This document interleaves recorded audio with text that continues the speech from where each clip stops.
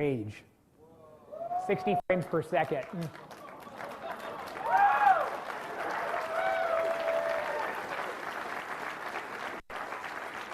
Hey, can I get the video up here in the center so I can drive? All right. Okay. So I had actually thought, I had figured out most technically of how I wanted to do this a little over a year ago when we were talking about doing something on the Wii. But when I set out to go ahead, this went really fairly smoothly. And here we have really all of the mega textured goodness that we're used to in Rage. And in many ways, this is incredibly cool on an iPad, where the touch moving it around and looking at it, I did some fairly clever things to approximate sub-pixel precision on the movement. And the visceral feel of just kind of dragging the thing around is very, very neat. And this is running on an iPhone 4, where I did wind up cranking up a few things to go ahead and run on the big screen here. But it runs great, actually, on an original 2G iPhone.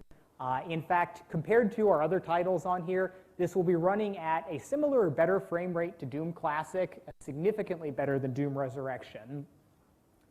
And again, we've got all of our great stuff where we're lighting things with radiosity and bringing in all of this detail with the stamping and everything that we've got here. And this is just my technology demo. We're in the process of pulling this into a game framework. But this was one of my great points where I'm able to just kind of go in and do something, really leverage all of my skills, come in and just leave a lot of people going, huh? What? How? But then I get to turn it over to other people to go ahead and go through all the real hard work of actually turning it into a full-fledged game. But there's my little demo there, which I was kind of proud of.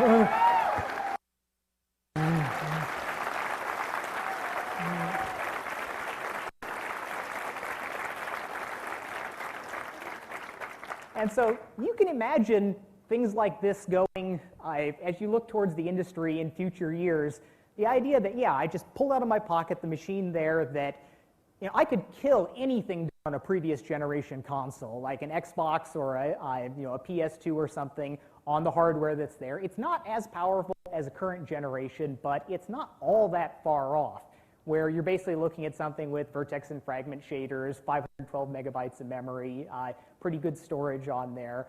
And you can imagine coming up and playing some things, plugging in, playing on the big screen or on the small screen on there. It still lacks tactile feedback and a bunch of different things there, but it's an interesting platform. And the iPhone titles have been doing well for us. We've done, we've moved quite a few units on there.